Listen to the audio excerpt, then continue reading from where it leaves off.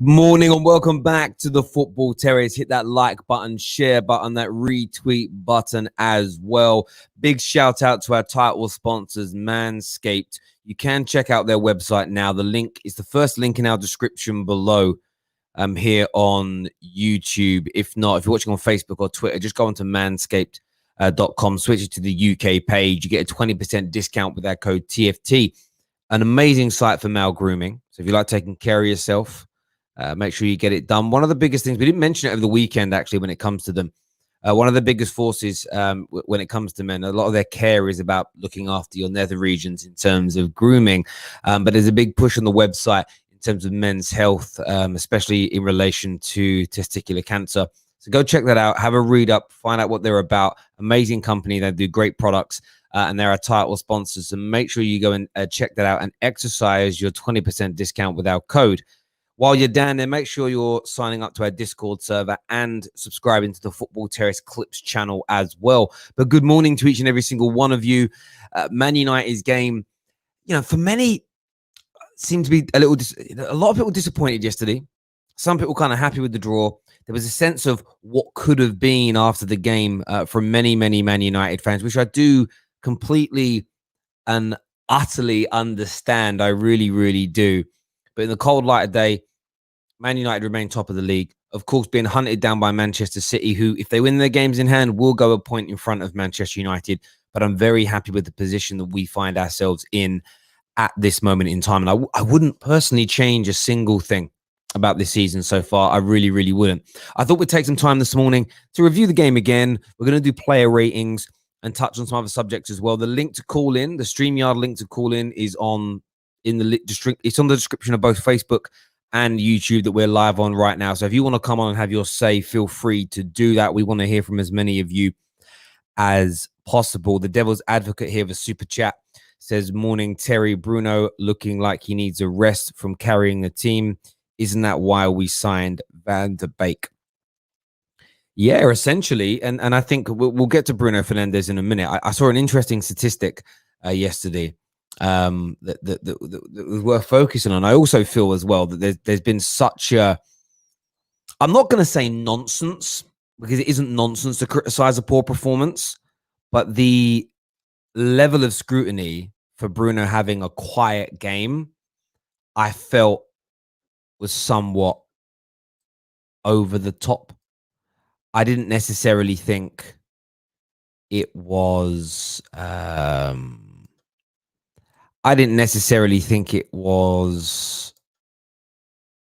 fair. We're in this situation where, because he's been so good, when he has an average performance, we want to call it terrible. I don't think he was terrible yesterday. Just wasn't at his best. But the over scrutiny of it's crazy. We've seen this morning the likes of Richard Keys on his show on Bein Sport. Man United fans must be embarrassed by the way they played. Klopp coming out and saying that, he hates seeing world-class players play defensively. With all due respect, Man City have been on par with Liverpool for the last 2 or 3 years. In terms, if you review both teams over a 3-year period, I would say neck and neck. Maybe Liverpool slightly edged it. Man City have stopped overtly attacking Liverpool when they play. Ever since being battered in the Champions League, Pep Guardiola is far more pragmatic in how he goes up against them. If you open up and attack Liverpool, invariably, you get battered and you lose. So I'm not annoyed with how we say. If we play like that against Fulham and Sheffield United this week, then I'll be frustrated. So I think criticism needs to be fair. But let's make sure you're all hitting that like button this morning, ladies and gentlemen. Over 200 of you watching, quite a few people on Facebook as well. So make sure you're hitting the like page. Retweet if you're watching on Twitter. Really important to us. But we're going to delve into this now. And we're going to start talking player ratings. If you want to phone in, you can. The link's in the description below. Go sort that out right about now. I'm going to put it up on the screen. This here is how I've started rating people so far today. I put Firmino in 0 to 2. I might have been being a bit salty. I'm basing that on what Liverpool fans have been saying for the last 24 hours. I thought Trent had a really poor game here, between 3 to 5. I feel that Mo Salah was really poor in the game as well. Wijnaldum shouldn't be there. Wijnaldum should be in this section. That was a mistake. Same as Mane. Mane and Salah, two of the best attacking players in the world.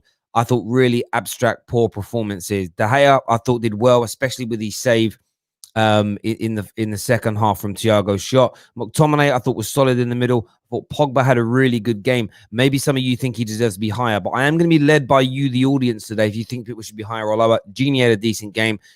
Star players so far that I've mentioned have been Alisson. The two saves he made from Bruno and Pogba literally saved the game for Liverpool. I thought Victor Lindelof, who, considering there was such hatred towards him at the start of the game, I thought he did fantastically well late on. Sorry, not late on. I thought he did fantastically well in the game, and in that second half, with that one clearance he made, I thought was outstanding. Fabinho, just quality. Fabinho, he is just such a good football player. There's no doubt about it in my mind. Been a fan of him for a long, long time, and the fact that he can move from centre back to right back to holding midfielder and now go full circle again and still perform at the highest level, I think is testament to how very talented this guy is. Comment here from a member said the fact that Man United fans would be disappointed with the draw against Liverpool shows how far Ollie has elevated Manchester United mentally. Couldn't agree with you more. Could not agree with you more. It's an impeccable comment. It really, really is. A lot of people here saying McTominay was a flop. You got to tell me why. And I mean, the one thing about the football terrace, which we try to prize ourselves on, rationale and theory. I respect that's your view. Tell me why, though. Because if you tell me your rationale why, we then can cross-reference that with how other players did to see whether you or the other people that agree with you are being fair or whether I'm missing something. If you just say Joe Bloggs was average and you don't say why, it becomes a difficult point to prove. So give us some rationale, please, as to why you think that. Someone says Terry won't keep the same energy when it comes to being a fanboy for Bruno. What do you mean? Bruno flopped the same as Firmino. No, I don't think he did. See, that is my point. I don't think he did. But you can get your super chats in. Remember, you know how we do with these tiering sessions. You want to move somebody up or down any one particular degree. Get your super chat in and get it done now. Get a move. We could do the bidding system is back today. If you want to move it, we'll do it. I'm going to start placing some more players. I'm going to take Anthony Martial, and I'm going to put Martial into the 3 to 5 category. I thought he had an average game, to be fair. Hold up play was okay, dribbling was okay, but no real cutting edge from him in the game at all. I think that'd be a fair place for him. I'm going to say Jordan Henderson. I'm going to put him in, and I'm going to put him in the 3 to 5 category as well, because defensively, whenever Man United attacked, he was carried completely and utterly by Fabinho in that game. I thought it's probably not. Do you know what? Maybe that's unfair because of he's not. Do you know? I'm going to move him into 6 and 7 actually, because he's not a centre back. So I think that'd be a fair place to put him. Going to take Shaqiri 3 to 5. Very little from him in the game. Dragged off later on in the match. There's no doubt about it. Christopher here on Facebook says dead game. To be fair. Not for me watching it. I love football matches like that. I love a game that's so poised and balanced. There's something quite beautiful about it. I love it. I would hate it if I was a neutral. As a neutral, it'd be the worst game in the world. Lala says embarrassing, Terry.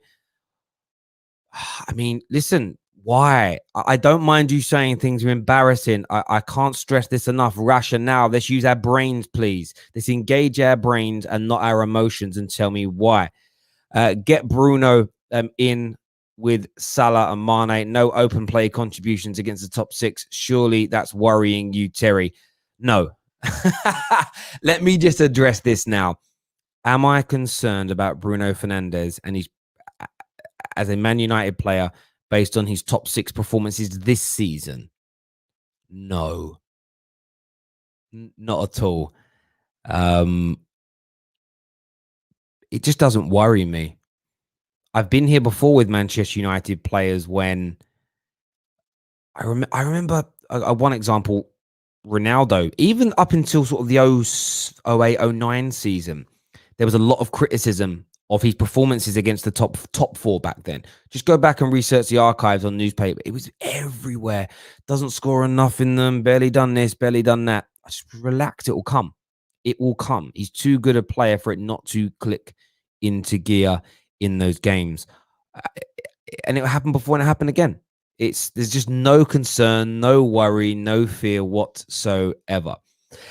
Let's play some more individuals here. Make sure you're smashing that like button. That's since he's signed. Well, that isn't true, is it? That isn't true. See, this is what I mean, Reese. Last season, he assisted. He had a brilliant game away against Chelsea when there was fans, by the way, and assisted in that game with a wonderful cross from a corner and also created 3 or 4 chances. He was excellent in the Manchester derby last season, also assisted in terms of excellent overall play. He's done well in some of our Champions League games, as an example. He played excellent, actually, in the first fixture to return after lockdown against Tottenham. Very good performance in that game. You remember that pass that cut through the whole Tottenham defense? Martial touched, swiveled, turned, shot, and it was a great save from Hugo Lloris. See, people want to forget these things, or they don't want to forget them. They want to ignore they happened and just hope that Man United fans are reacting in emotions in how they feel right now. Oh, you're right. He's never done it. He's never done anything in a game against a big team. It's a fundamental lie. So, yeah, am I worried? Not one little bit. Not even 1 bit. Do you want to know an interesting stat from yesterday? I put Pogba in the category of 6 to 7. Do you know Paul Pogba lost the ball yesterday 29 times? Bruno Fernandes 19 times. The irony in that is Bruno Fernandes lost the ball yesterday less, about 5 to 6 times less than he normally does in games. Paul Pogba yesterday lost the ball nearly 20 times more than he averagely does in a game, but yet nobody focused on it. So what I've come to the conclusion of in football is that there is a bias at it. By the way, if you want to phone into the show, the link's in the description below. Normally you have lots of callers. I'm not too sure what you're all panicking about for today. I think we have this big problem now when we come to assessing footballers. We have a bias. And the bias is, what's the weakness that social media focuses on? And is that all I'm going to amplify and watch? So with Bruno Fernandes, it's how often he loses the ball. With Paul Pogba, no one really cares about Pogba losing the ball unless he loses it on the edge of his box. With Paul Pogba, it's, did he win his physical duels? Did he battle and command the midfield? And he did that yesterday. I think he won something like 8 of 12 duels that he contested for the ball. Everybody ignored. By the way, I think Pogba had a good game yesterday, but everybody forgets and nobody mentions losing the ball 29 times. It was only a few days ago that Trent Alexander-Arnold was being dragged over the coals for losing the ball 32 times. Pogba lost it only 3 times less yesterday, but there isn't an ounce of focus because that isn't something to focus on when it comes to Paul Pogba. Rashford's it's his decision-making. Yesterday, Rashford had 3 big decisions to make in the game. First one, he has the ball out on the left and he plays a wonderful ball over the top that breaks a line, puts Bruno through on goal. Alisson makes a great intercepting challenge. The ball lands to Cavani. Cavani's fouled by Fabinho, free kick, yellow card. Great play. That moment happened because of a great Rashford passing decision. Second time, he's squaring up against, I want to say it was Trent in the box. He got Luke Shaw running on the overlap. I thought he was going to ignore the overlap, try and get it onto his right foot and shoot. He doesn't. He makes the right choice and he plays the ball for the run of Shaw. The ball's cut back and Bruno Fernandes nearly scores. Great decision-making by Rashford. The third one, on the counter-attack, he elects not to pass this time and use the run as a decoy, and he tries to go into the box to score himself. Doesn't work out. So that's all we're focusing on. That mistake is, why is Rashford doing it? The offsides I get. The offsides were frustrating yesterday from him, but that's now going to be the new focus. Every time he's offside, it's going to be something that we criticize and bemoan and castrate. This is what we do.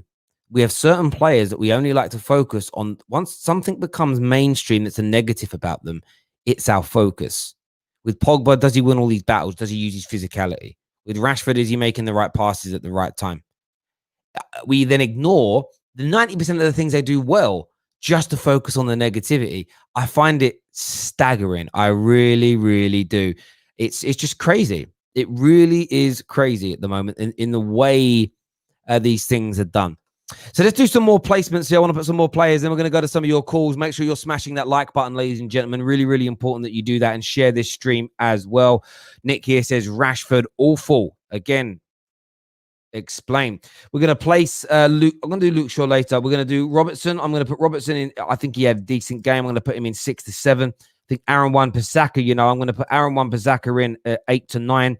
an amazing defensive display, and also created that opportunity. Some of his dribbling in the second half was absolutely brilliant. And he set up the opportunity for Paul Pogba. Really unlucky not to get the match-winning assist. Maguire comes in again, another incredible defensive display from him, putting him in the 8 to 9 category. The saving block to stop Firmino from scoring was absolutely out of this world. The way he orchestrated and managed the defense of Manchester United was absolutely impeccable yesterday. It really, really was. I'm going to throw Fred in here, same category in the middle, 6 to 7 as the others. I'm going to throw in Thiago here, 6 to 7. I thought his passing and his play was very, very good. But overtly, he got away with a lot of tactical fouls yesterday. And I felt that that was unfair on Manchester United on reflection. I watched the game back last night. Should have been booked in the first half for a tactical foul on Paul Pogba.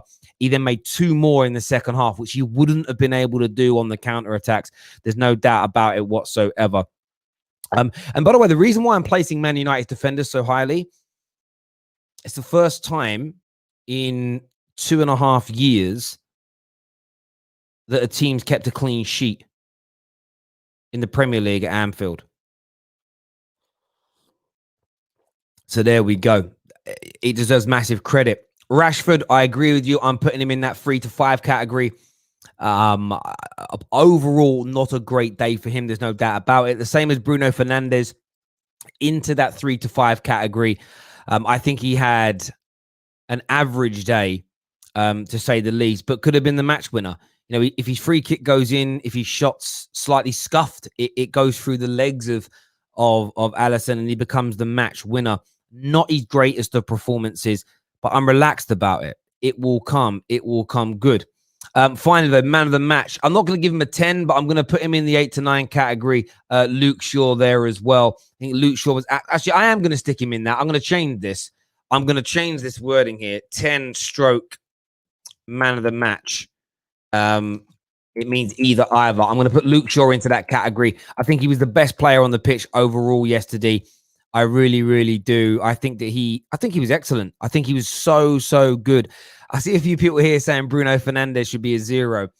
The fact that he got himself into the position to almost get the match winner takes him away from being a 0. When you think about the Manes and the Salahs yesterday that did absolutely nothing in an attacking capacity. When you think about Trent Alexander-Arnold, one of the best playmakers in the Premier League, not creating a chance, they're lower down the pecking order. Firmino, for me, the only reason I put Firmino so low is that his shots didn't even trouble. You know, at least with Paul Pogba and with Bruno, when they missed their chances, they forced a good save from Alisson, which is why Alisson is ranked so highly. Firmino didn't trouble anyone. Firmino didn't trouble a soul yesterday. That's the frustrating bit. Neil here says, Shaw haters, sit down. Shaw's been excellent in recent weeks. I don't think that can be denied or denounced in any way, shape or form. He's been absolutely brilliant, and credit where credit is due. He needs to be sort of praised in relation to that. Sonny here says Rashford was like a ghost. He was like a ghost, other than when he created the openings for the Luke Shaw cross that Bruno nearly scored from, and a few other cutting edge passes. Aside from that, not too much in the game from him. But he'll come good. Like, it just is what it is. Got to remember, it was only the game before that he set up the winner against Burnley. Do you know what I mean? It's only a couple of games before that he got the winner against Wolves. Players are not turning up week in, week out. Never has happened, never will happen outside of a few.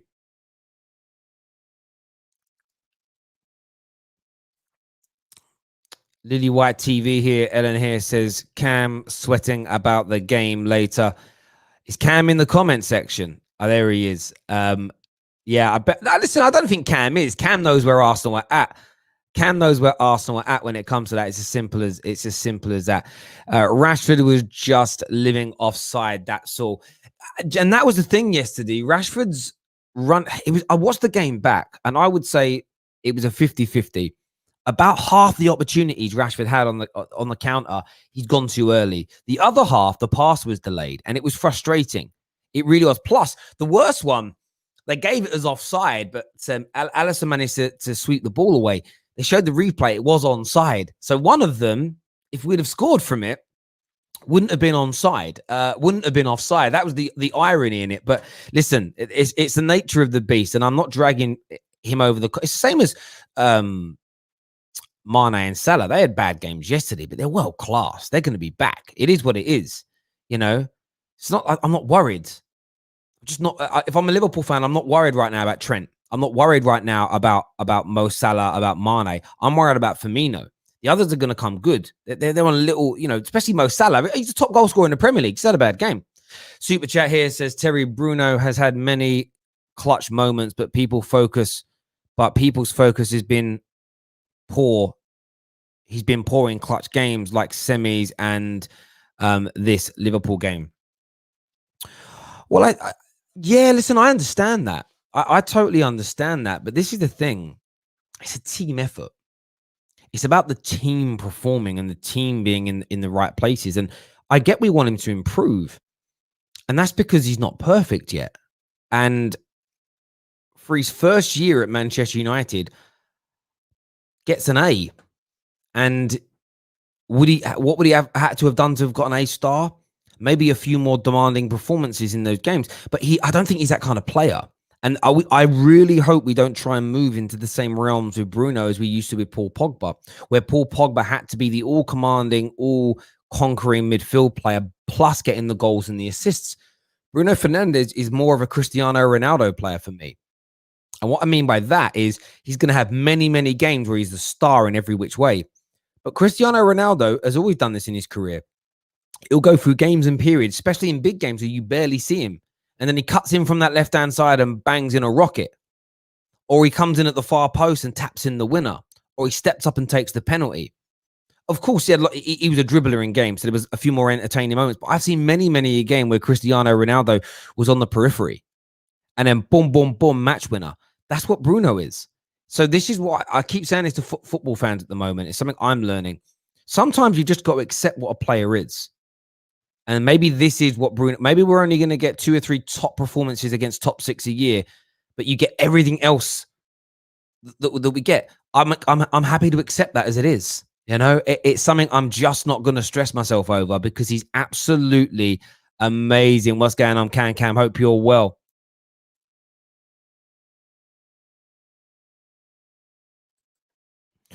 Kel says, contradiction. Terry literally said Maguire got put high because of a block from Firmino.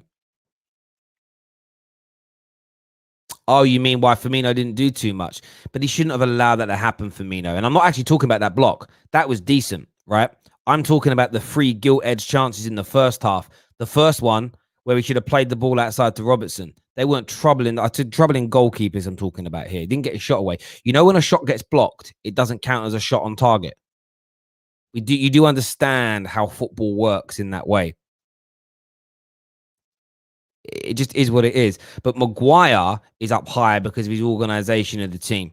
110%. But thank you there for clarifying that. So if you have a shot and it gets blocked, it doesn't count as a shot on target. You didn't trouble the goalkeeper. It's not the goalie ain't got to do anything. The 3 opportunities in the first half, woeful. Terry, why is Ollie scared of losing? I love Twisted Brothers questions. What do you mean scared of losing? Scared of losing what? Specificity, please. Specificity, please.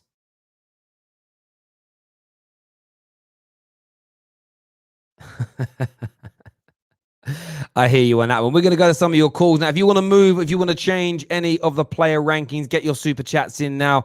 Tell us who, what, where, when, and how you want that to change. We'll zoom in a little bit to make it a bit easier for you to see. But that there are the player rankings and ratings for yesterday's game.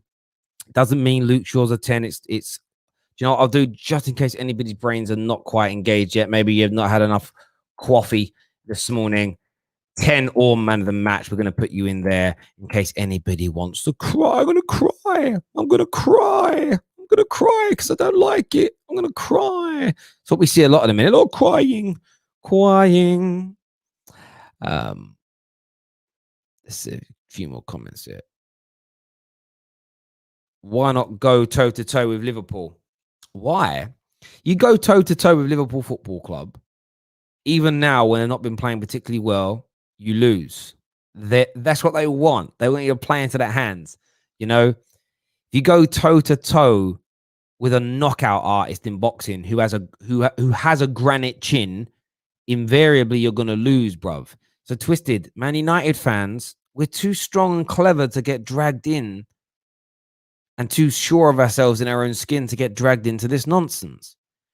Klopp can moan about it. Richard Keys can moan about it. The media can moan about it. Nobody overtly opens and attacks Liverpool and lives to tell the tale. At the end of the day, I don't want the sort of pride and I don't want to be remembered. Oh, Man United was so brave. Man United was so brave. They attacked. They were valiant. They had courage. But they're dead. I don't want that, bruv. I don't want you to be brave and courageous, but dead. I want you to be sensible and alive. I want you to engage your brain and live to tell the tale. It's as simple as that. It's so easy. It's so easy. It just is what it is. Terry, this is gone. Terry, do you still think Liverpool are favourites to win the league? Yes, and they have to be. They're the best team in the world. They're the self-proclaimed greatest Premier League team of all time. They have the best manager in the world, the best front three in the world, the best midfield in the Prem, the best goalie, the best fullbacks. I'm not even going to lie to you. I think Fabinho is one of the best centre-backs in the league. 110% one of the best centre-backs in the league, even though he's not a centre-back. He's brilliant at it. I've seen many other midfielders play there and look average. He looks really good. He looks really, really good. So for me, I ain't even having this. He ain't a defender. He's a defender. And he's going to be a defender, and he's going to stay a defender.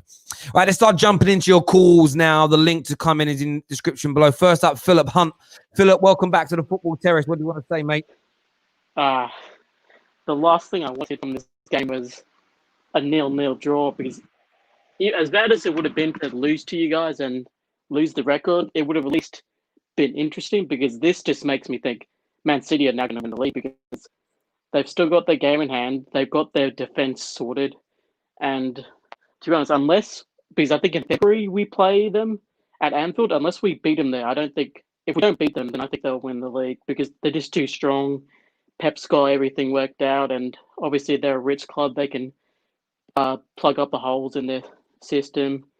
So unless Manchester United or Liverpool can stop them, I think City will win the league, which sucks, because as much as I hate Manchester United, I at least respect you guys. I don't respect Manchester City at all. Yeah, listen, I understand your train of thought, and that City are looking electric, right? They were brilliant last night against Palace. They looked electric last night. I didn't do a match review. I wasn't feeling very well last night, so I didn't do any more streams. I think it's this diet that I'm on is killing me. But not bad. Nearly a stone of weight lost in 18 days. Just under a stone in weight, which is pretty good. But yeah, I think for me, City look really good right now. But I think you guys are going to kick on really soon. I think in another, playing you like for me, playing you at Anfield, City and Liverpool are both still better football teams than Man United, with better squads and better managers.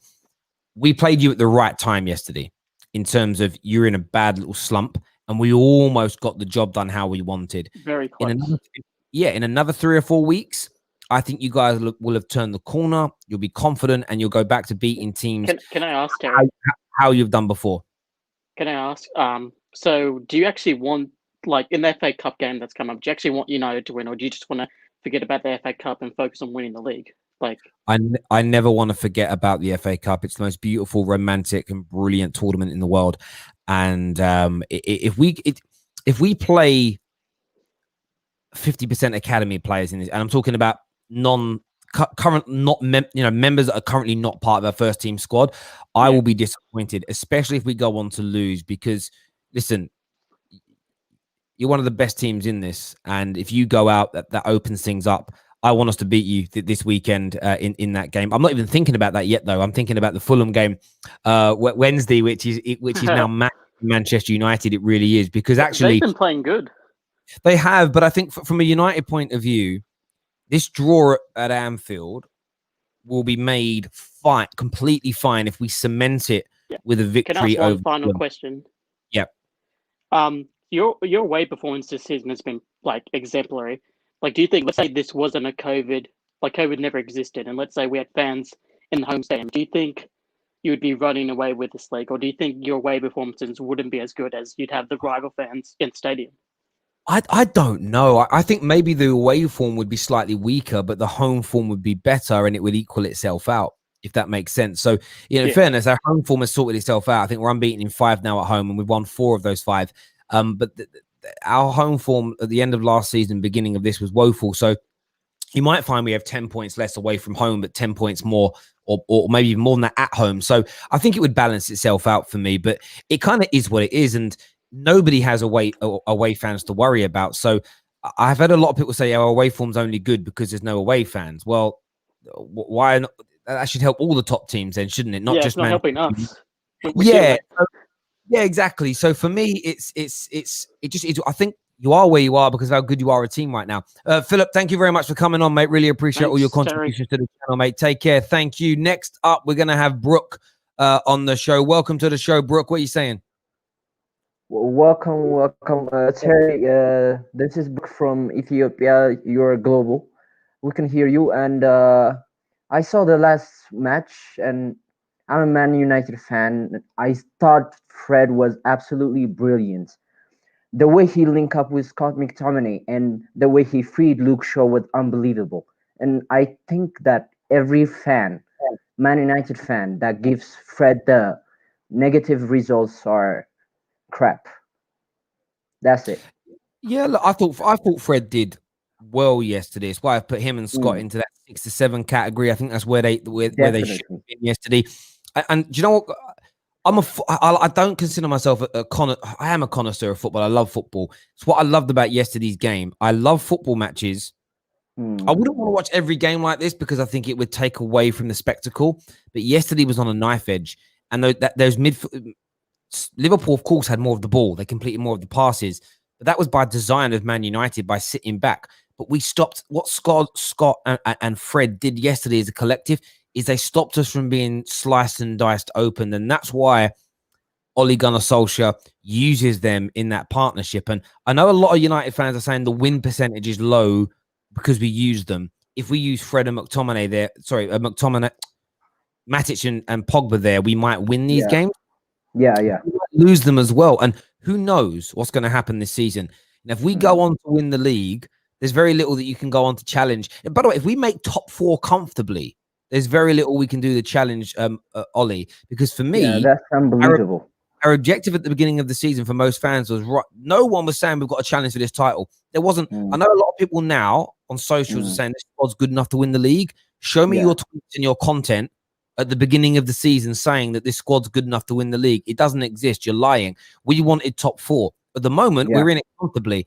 And that's because of the decisions that are being made by Ollie. So, yeah, nothing but praise from me. Brooke, thank you very much for calling from Ethiopia, my friend. Really appreciate it. Top man. Thank you. Look at that. Next up on the show, we're going to have, we're going to have Naveen. Navid. Welcome back to the show, mate. What are you saying, bro? Hi, Terry. Good morning. Morning. How are you? I'm good. Slept late yesterday because I'm calling from Malaysia. Okay. What's on your mind? Yeah, actually, I think some of the United fans are a bit contradicting. I mean, like if they wanted us to perform best yesterday and they wanted us to go all out toe-to-toe with Liverpool, I'm pretty sure we would have lost the game. And if we have lost the game, they would have complained why we lost the game. So I don't get the logic here. You play a game to win a game. Doesn't matter. I mean, like against a big team, if it's a game like how we played, I think it's actually a good draw. Oh, of course.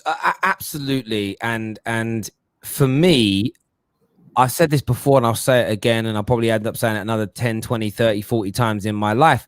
I made my assessments of this football match before the game begun. If you remember, like in terms of, I said I walk away if we get a positive result. I'm a happy man. So I have to then be a man of my word and stand by that, because nothing's changed. you get where I'm coming from? Nothing's changed in terms of the stance. We played how I thought we would. I wouldn't even say the players let Ollie down, but Bruno and Pogba, honestly, if you explain those chances to me and you freeze framed it just before they took their shots and they said how much money, I would put a lot of money on both of them from those particular positions finishing those opportunities. So the game plan worked perfectly. The execution at the final moment just wasn't quite there. But at the same time, I ain't crying about that, bro. I ain't crying about it because it's a good draw. It is, and that's exactly right. It is a good draw. It isn't exactly what we wanted. Granted, it isn't exactly where we wanted to be. It isn't exactly what we, nobody kind of sort of before the game was like, oh, I really want to draw 0-0. Of course, it's not a desired result, but it's a decent one. And I think people need to be a little bit more, just a little calmer with it, really. I think there's a lot of, I just feel like there's a lot of exaggerating. Does that make sense from people? And I don't know why Bruno is getting all this stick. I think he actually had like few shots on target. He almost scored a goal. And yeah, I don't know why they are actually giving Bruno so much stick. Oh, listen, Bruno's always gonna, the way it is for Bruno Fernandes, because of how much praise he gets, he now is, he just gets stick now for having if he has an average game, he's gonna be ripped into it. That's just the way it is. And again, Man United fans have just got to be strong, accept that's the way it is now, and move on from it. I keep saying to people, like, the amount of people who have messaged me saying, are you concerned about his performances this season against the top six? No, I'm not even paying it. Top six is only 6 games. You still have to play. I'm just, games more. But I'm just not. We're top of the fucking league. What am I bothered about? Like, it's just, I'm cool with it, bruv. It isn't costing us. And no, if you talk about technical way of how we played yesterday, I mean, like Bruno was overrun in the midfield. The irony is this: Marcus Rashford has a very good record against the top 6 in his young Premier League life. But when you throw that at people, yeah, but he doesn't do it enough against the Burnleys. But now we've got a player that does it brilliantly against the teams outside the top 6. By the way, bullshit anyway. Man had a brilliant game against Leicester the other week and scored and assisted. So I just forgot about it. That's another one people forget about. Leicester are 3rd in the fucking league. Like, Leicester is such a good team. It's just nonsense. It's a lie. It's a myth. And only weak people are going to be triggered by it. Mate, thank you for coming on the show and having your say. Really appreciate it. Have a good day. Thank you. You too. Smash that like button, ladies and gentlemen. We're here reviewing yesterday's game, but that's the player ratings. Big shout out to our title sponsors, Manscaped. They're doing a wonderful job. First of all, in men's grooming, but also they do a lot of work to supporting men testing and getting through situations with testicular cancer. It's a big thing for men. The reason we push it on this channel is 98% of our viewers are young men.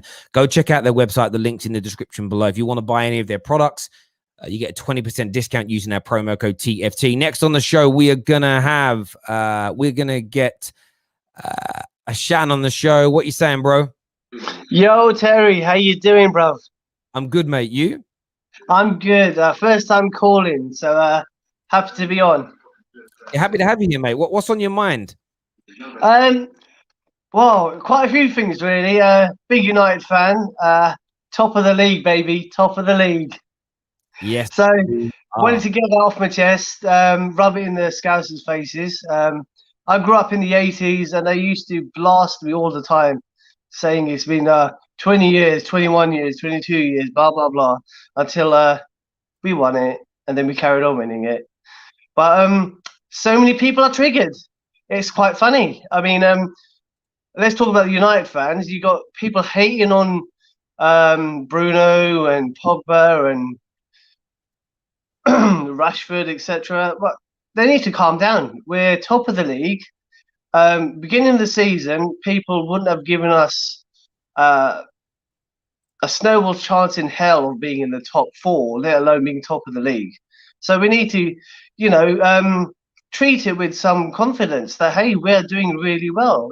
Ollie, as you've said in your shows many a time in the past year, has really turned things around. 44% improvement. No one else has done that. unbeaten in a whole calendar year. I mean, come on.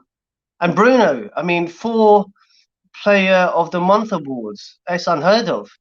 So there's plenty to be positive about.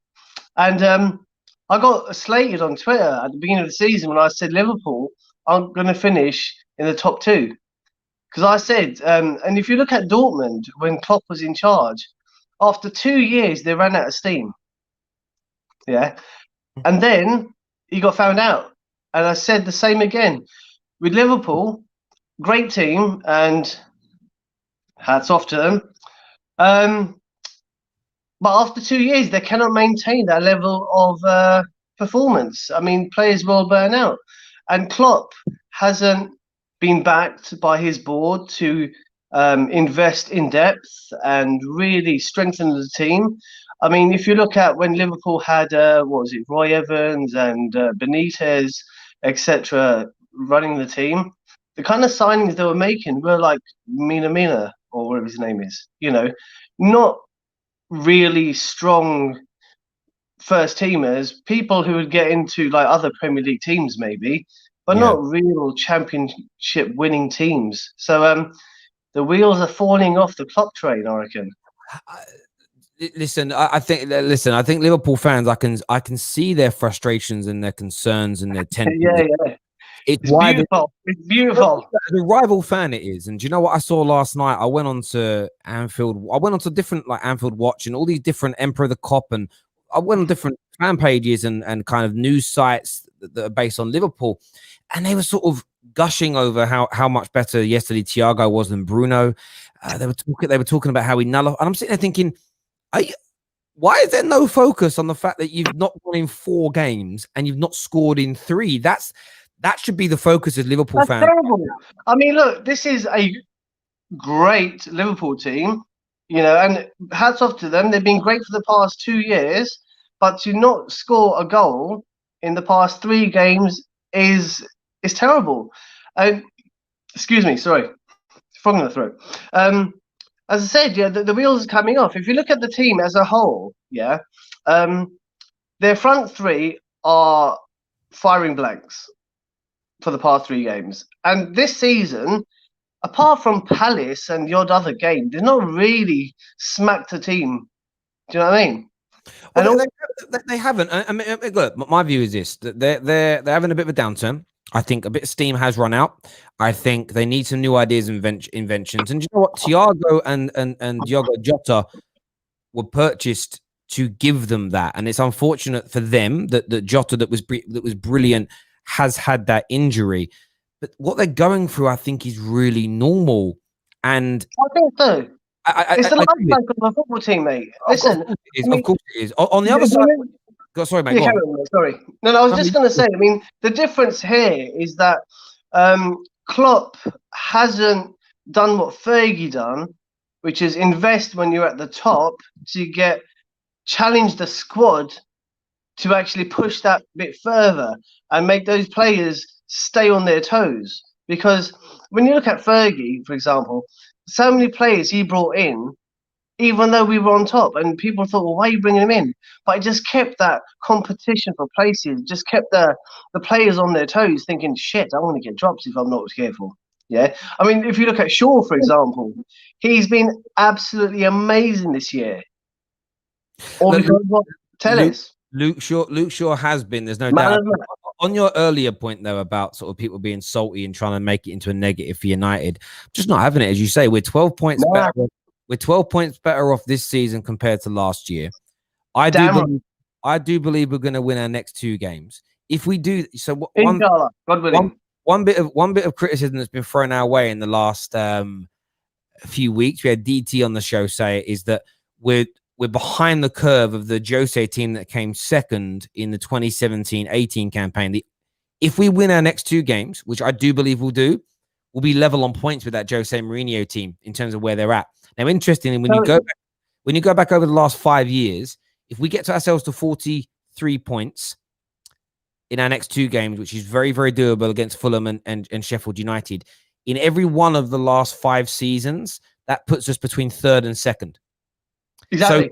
So, and again, yes, we'll be top with that this time around because there has been a slight dip from the ultimate the two teams at the top. But this notion that's being spread that we're doing average and we shouldn't even be in the top 4 race, let alone on top of the league, is an absolute joke. Listen, mate, great call. Thanks for coming on, mate. Love to hear from you again. Dude, before you go, is it right if I DM you on Twitter when I run something past you?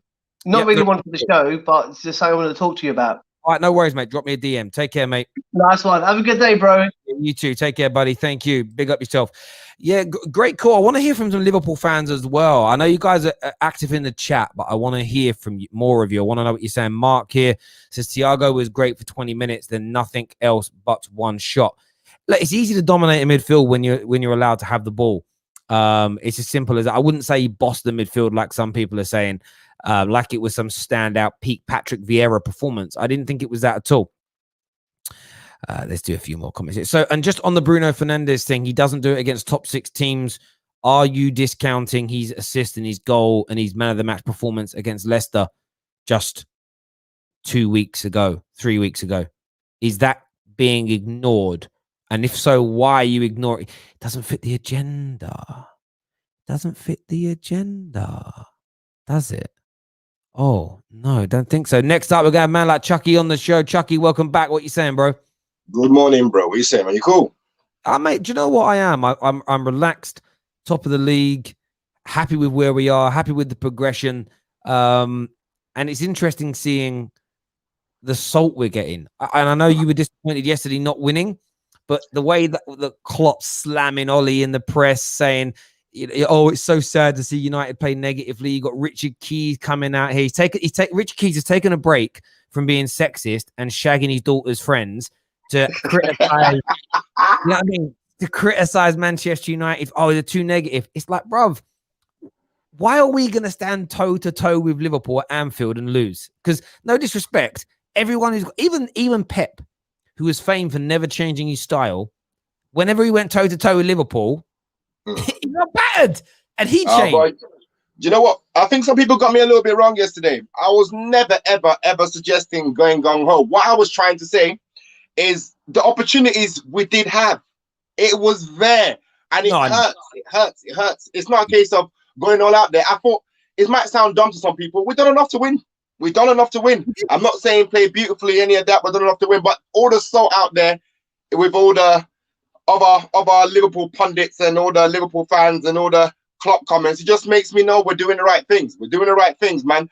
He is upset with himself, really. End of the day, you're champions, 2 Champions League finals, 98 points. The greatest Liverpool team ever could not deal with Manchester United at their own ground and could not even put in more shots on target with all that huff and puff. It's just wind, isn't it? So they're hurt. They're hurt. They looked at the league table. They see where they are now. They thought, you know what? We'll deal with Manchester United. We're right up there. No.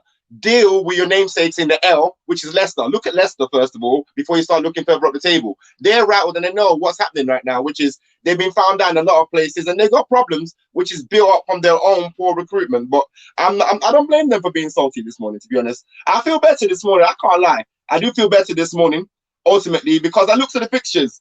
And if we stay how we are, I believe we're going to still be there or thereabouts, first or second, in 6 games' time. So that's a good run of form. So let's see how that goes. Yeah, and I hear you on that, brother. And I got what you were saying last night in terms of, because I watched the game back yesterday evening, and I got what people are saying. They were frustrated because the game could have been won. I totally get you weren't suggesting we should have gone out there, been gun-ho, been careless, because that would be it. But I'm going to actually share on the screen right now. This is, man, all of the current top 4's next 6 games. I put this out in a tweet earlier on today, right?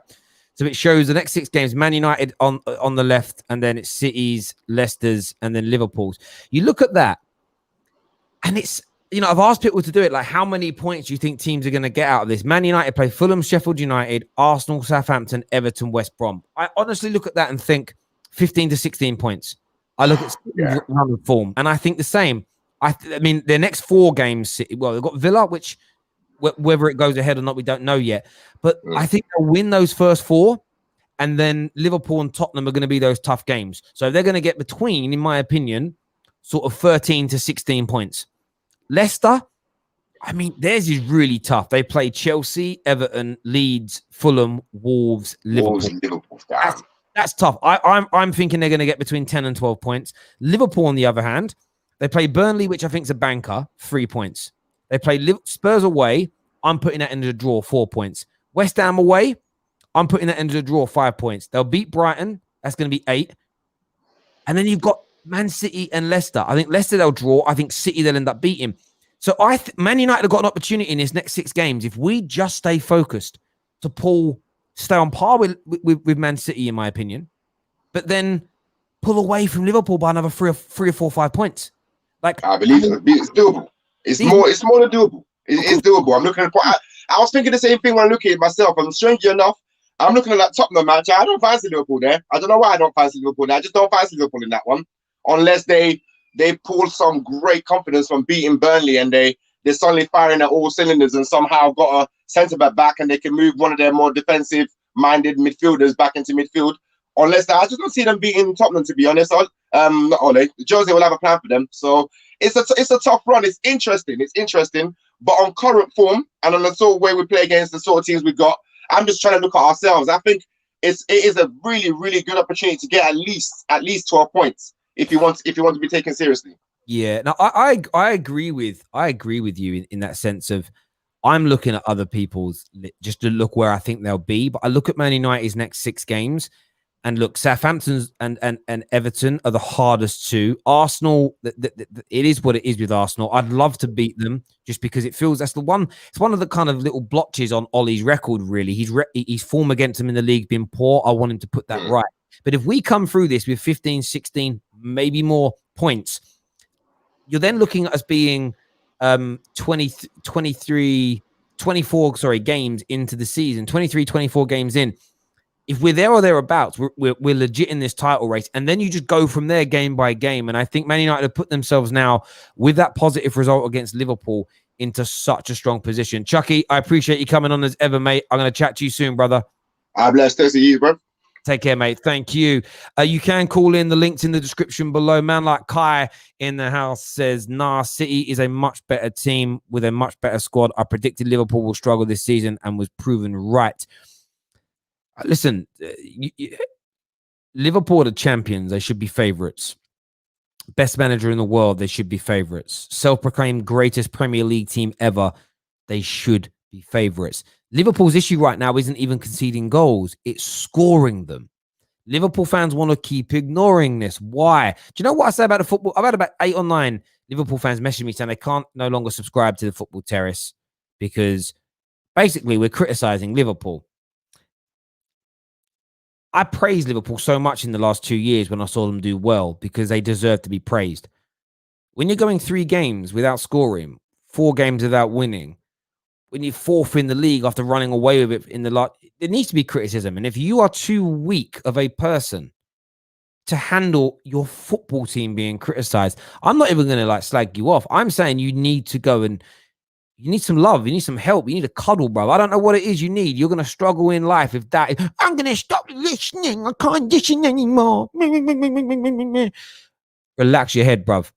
Michael here said the reason I asked this, Terry, is before Bruno joined Man United, we didn't have a problem with scoring.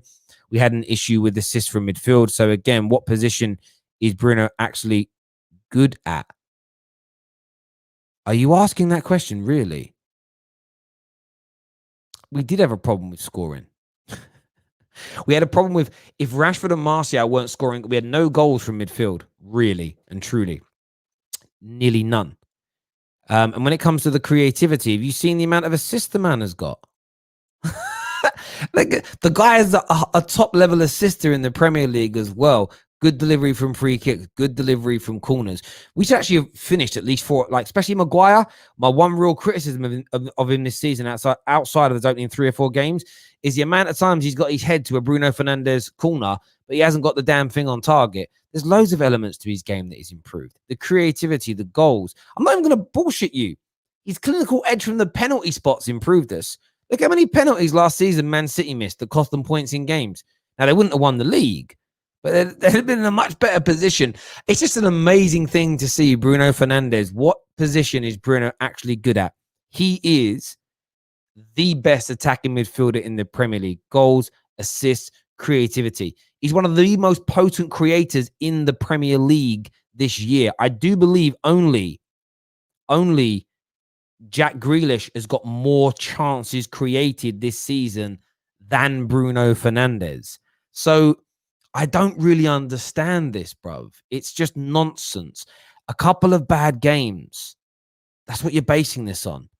One Swift does not a summer make. Next up on the show, we're going to have Liverpool fan here. I'm going to, is it Turab with us? What you saying, bro? Hello, mate. I'm just a bit annoyed at everything right now. I just don't see where we're going to improve and how we're going to improve. And if we don't get our act together in the next 4 to 5 games, then I just don't see what the season is going to lead us to. And I'm a subscriber of a lot of, Liverpool fan channels, and they seem to be ignorant at things like the fact that we're not scoring. The Trent's having a shocking season. Mane seems to have just tailed off a little bit. And when I'm seeing all this talk from our own Liverpool fans, it makes me think, no wonder we get so much banter across to us, because we're very ignorant at the obvious stats and facts, which is that we are playing poorly. Henderson and Fabinho were probably our best players yesterday. And Thiago, you could say. But even with Thiago there, who's such a creative influence, we are still not scoring. So what is the problem? Obviously, Firmino can't score in a brothel. Never had. Or never could, sorry. And Salah, the thing with Salah is that because Trent, I just feel like because Trent isn't attacking as much as he could, because we don't have a defensive-minded player in the DM position right now that could sweep and cover his position, it's affected Salah. I just thought about it this morning when I was looking at the highlights on YouTube. Yeah. And because it's just, we are a big system team. When someone isn't in their actual position, it affects so many other positions, because Trent Robertson is very lucky to have Fabinho on his side. Yeah. And he's also lucky to have Wijnaldum on his side, because he's still bombing on and getting forward, putting crosses in the box, but you don't see it as often with Trent because go on. No. What's really interesting about that is one of the big criticisms leveled at Ollie by he's the outers is they say I've heard them say this many times. When Liverpool have rotated, they'll say something like, "See, that's why I want a system-based manager, because even when Klopp's got injuries where he rotates, the same quality as football is being played." And my view is this: it's a nonsense. Whether you're I believe every manager is a system manager. But what you rely upon is in each system you need individual moments of brilliance throughout the course of games. Because if Paul Pogba's shot yesterday is brilliant and it's into the top corner, we win the game. The system leads to and the tactics of the game lead to the opportunity being created. There is very rarely a goal scored where there hasn't been a moment in the build-up, whether it's a feint, a dummy, a pass, a through ball, cross, the shot itself, where there isn't a moment of individual brilliance. And yeah, of course, we are lacking with that individual brilliance across. And that's exactly what you're. And it's the same as Man City last year. What they lacked was, and it was more in their defensive areas, but it was that case of people weren't putting in individually good performances to bring things together. And it's the only reason I bring that up is because Ollie and Man United have been the first team I've ever seen criticized for players having those individual moments of brilliance. They've almost tried to make it a negative to say there is no system. But you see what happens to Liverpool, your fall from grace, when I think what was so potent and amazing about your team is that you went through a 2 to 3 year period where your goalie, your main centre-back, your fullbacks, your midfielders. They weren't injured, yeah. Well, they weren't injured, but all of those positions, there was 8-9 of them at any one time. Across multiple games, we're just continually having these moments of individual brilliance. But I want to bring you back to something you said. Yeah, go on. We don't need to name them because it's not about like creating beef with people. But you just said something that I've been talking about for many months. Why the football terrace is such an attractive proposition to people is because rivals talk about rivals. I feel like a lot of the truth gets spoken. Yes, there's banter thrown around, but I've seen it. Yesterday, I saw on multiple YouTube channels, Facebook accounts, and then websites, all different organizations, celebrating the fact that Thiago had a better game than Bruno. And I think what? It's not about Thiago versus Bruno. It's not about that. If I'm a Liverpool fan right now, my last thought is, Rashford had a bad game. We made a good save. Thiago dominated the midfield. My thought would be, we ain't won a game in 4. We ain't scored in 3. And if you look at the next 6 fixtures, they're quite tough. If your form doesn't improve across these 6 games, and you only walk away, if you walk away with 10 points or less, and Man United and City pick up 15 plus, I don't see us picking that up. Yeah, you're then talking about a potential 7 to 10 point deficit with only 1/3, with less than about a third of the season remaining. It's so hard to turn around. It's concerning right now.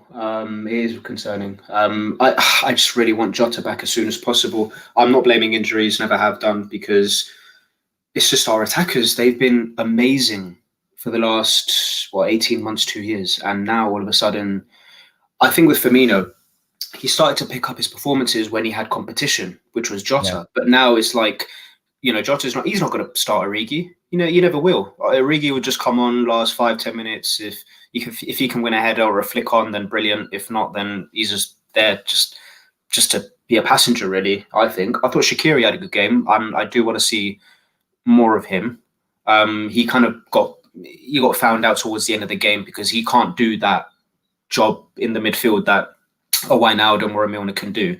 But early on, I thought he was good. And I feel like in the next 5 or 6 games, I want to see more of him, because if our fullbacks are not creating, we need another source of creativity. And I think that is Shaqiri and Thiago. Unfortunately, with Shaqiri, he's quite injury prone. And I do want to see Matip back as soon as possible, because then that puts Henderson back in midfield with Thiago and hopefully Wijnaldum.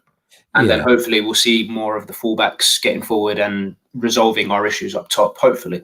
I get that. What do you make of Jurgen Klopp coming out and kind of slamming sort of negative tactics from Oli? Is this, again, smart mind games from him to try and deflect away from his own team's problems by not blaming others in terms of, I get Liverpool Football Club and the players and the manager don't want an onslaught from their fans in the media about how bad they've been. Do you think this is a way of deflecting from that? I mean, Ferguson was quite good at it, wasn't he? And I feel like Mourinho was as well. It's. I'm sure he is slating them inside. I'm sure of it. He does come across that kind of character, but he will do everything he can to protect his players in the media. He will always. It's like the referee thing recently. And I thought a lot of decisions should have gone your way yesterday. And I don't know if that was because of what Klopp has said during the week. Like when Rashford was through on goal and Robertson, they both fell down together. I thought that was a bit harsh. Things like that. Well, I remember it. What stood out to me yesterday, and again, as a United fan, you feel it, is Thiago should have been booked for the tactical foul on Paul Pogba. He then he then committed 2 more in the second half. And I always say this about that. I get referees want to play the occasion sometime, and they don't want to send the player off. I get highly frustrated with that, because I feel like it's disrespectful to the fans of the club, like from my point of view, because you feel like, well, I know you don't want to end up sending someone off, so you you referee the occasion rather than the individual match. But it was a yellow card, and yes, it would have been a yellow card after 30 minutes, and he's got to last another 60, 70 minutes with injury. And the thing is, he was sliding in a lot of tackles yesterday. And that's always been my point. And this isn't a disrespectful. I say, if you watch, I don't do watch alongs as much anymore because I don't really enjoy doing them as an individual. But I would say this a lot during all of them. You'd see often it's first 10 minutes, a player gets away with a clear yellow card offense. It infuriates me because you give that player now a get out of jail free card later on in the match. If you're going through 1-on-1 and he pulls a man down for a booking, he gets away with that, where he would have been sent off otherwise, and it gives the team the advantage. Yeah, it did it. But as you say, that's why you play the mind games, because you have to, as a manager, you have to. Your team. That's all he's left. That's all he's left with right now. That's all he can do right now, because he isn't in a position of strength where he can be his normal self. Because there's things about Klopp crying like a baby and all that stuff. But if you look back at your history, if you look at the greatest managers in the past, obviously Ferguson comes to mind, but even if you look at Wenger in his prime or Mourinho, they would always deflect the attention from his team. Anyway, you bring up the yellow card thing. I don't know if you watched the Fulham and Chelsea game. It was an amazing game until that geezer got sent off. And it's just like he didn't play the occasion, and that was a derby. The referee thought, do you know what? That it was a harsh red card, but it was given. But it's the same principle. You know, you're not playing the occasion, you're going to card him. So it's, I don't know. And it's for Chelsea. I mean, if he would have not sent the player off because of the fact it was a derby, not fair on Chelsea or their fans. Because when you're watching the game from a spectacle, I actually quite enjoy games like yesterday. I love games that are like chess. It's like a chess game. Chess game. Yeah, I think if you're a football purist, yesterday's football match, I guarantee you, the Italian watching public were like, they would have loved it. It's about, and the irony in it is this: yesterday's game was all about football knowledge, football tactics, brains, when to make the right change. Football fans, the majority, especially us that consume British football, we tend to be a little bit more bloods and guts. Although a lot of the guys say, no, I'm not a passion merchant. You are, because what you want to see is just attack, wave attack. And football, that cavalier kind of football in games like yesterday, I think it's more dangerous that you know, it doesn't work as often as people think. It was never going to happen yesterday. It was never going to happen. Wave after wave of attack. It was never going to happen. And it's never been like that for a long time in this fixture. I can't remember a time where this fixture was goals. And the only time it was goals was, you know, the 4-1 at Old Trafford, or when you beat us 3-0. That was like 5-7+ years ago. Now it's all about, let's do our jabs, and no one's not really going for the knockout haymaker. So, I mean, the amount of times that I remember getting 0-0s in Liverpool or 1-1s, close games, you know, tight little victories. It's, you know, it just is what it is. And I think for me, it's one of those situations where I feel like I always said all week, if we get a positive result from this game, I'm happy because of our next two fixtures. Our next two fixtures are 2 of the 3 easiest games of the season, and that doesn't mean you go into them relaxed. It doesn't mean you think it's a foregone conclusion. But I think we're going to pick up 6 points from our next 2 games. And as I put up on the screen earlier, we start looking then at what, you know, I think that 6 points for us is important because I believe City are going to pick up 6. But I do believe Leicester and Liverpool in these next 2 games are going to drop more points. When I look at the fixtures, when I'm being fair, I think they're going to drop more points. So it gives us an opportunity. What I'm looking at here as a Man United fan is this. Yeah, we're in this kind of title race, but even more importantly than the title race, what I'm focusing on is the fact that the more we look up and the better we keep performing, we're going to create this gulf between ourselves and 5th.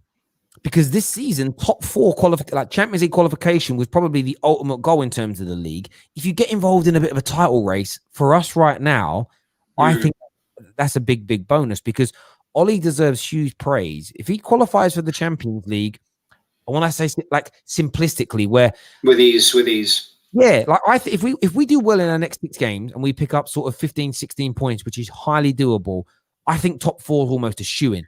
I really 100%. If you guys don't get top 4 now, then bloody hell. Yeah, I do see it happening. No, I agree. If we fall away from this point, then Ollie's done for me. Like because of the squad we've got, and because of where we are, to fall away from this point would be absolutely embarrassing, especially when we've added young Amad Diallo in as well. Because I'm not saying he's going to be Jadon Sancho 2.0. But you've already seen the comments from Ollie around there. This kid's going to play. And I think in his first 2 or 3 training sessions, I think he's demonstrated physicality. Amad Diallo. Oh, yeah. Atalanta. Yeah. Yeah, and I think, again, that's just an extra. I was saying to a few of the boys the other day. I don't want dynamite signing. Yeah, I don't want him any pressure on him. I don't want him to be put into the starting lineup from day one, played. I don't want him playing 25 games the remainder of the season. Will he play the FA Cup game? Yeah, I hope he does. And do you know why? He can't do any worse than Lingard or Dan James. So he's either going to be at their level, which we've got anyway. He looks good. Like, he looks good. And if you guys can get a lot out of him, then it's a good signing. It's a very, very good signing. I think what it does for us is that extra strength in depth, because it means for this FA Cup game, you can say, right, Diallo, you're going to start this game as an example. It gives us an extra person to rotate into the bench. What I do hope to see in this next week, though, is also one player that could come alive second half of the season for Man United is Donny van der Beek. He's barely been used. He's going to be fresh. We know he's a talented football player. And these are the areas where I am quite excited as a United fan. And I look at it now and think to myself, we've got a really good opportunity to, pushing ourselves forward in the Premier League, securing that top 4 and putting ourselves properly into this title race. Yeah. For me, I want to give Pogba a shout out as well. I don't know what's happened to. The thing is, I've got a brother who's a Man United fan, and he was very feisty yesterday. But I don't know why. But the agenda always seems to be, why didn't Pogba score when Rashford could have played that pass through? Like, it's always about Pogba. Like, Bruno should have scored as well. It was straight at him. So was Pogba. Pogba's chance was such an instinct reaction. Where else was he going to go? Obviously, Alisson made the save, incredible. But I'm just sick and tired of this whole agenda towards Pogba. Like, when he's playing well, it's like, oh, he should be doing more. But when he's not playing well, it's like, oh, he's just not mentally in it. So you're getting the most out of him now. What's the problem? This is what you want. It's what it is. You know what I found? I've even seen it with comments from rival fans to United in my comment section. A few of them, I said, messaged saying they're leaving, don't want to be part of this channel anymore.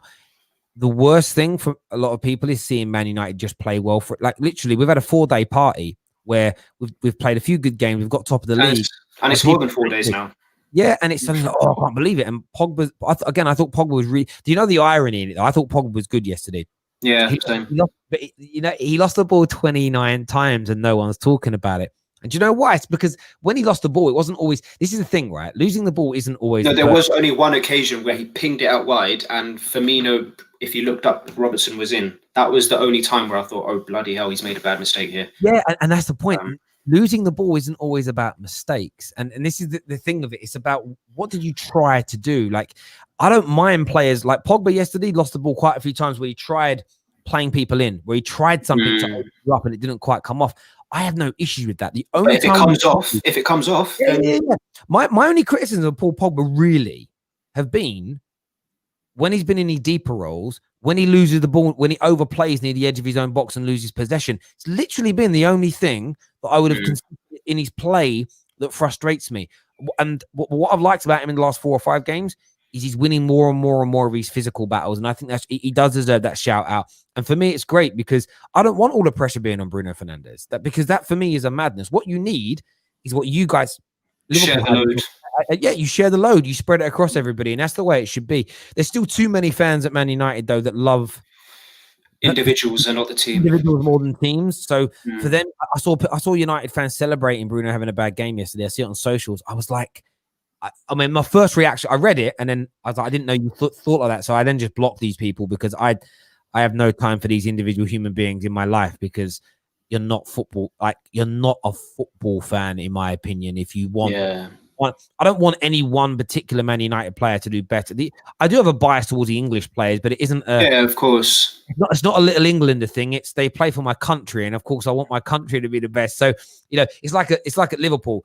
If you say, Terry, the best fullback in the world's got to play for Liverpool, you get to choose whether it's Robertson or Trent who becomes the best. I'd probably pick Trent because he plays for England. You know what I mean? Like it just Do that. I'm sure it's the same.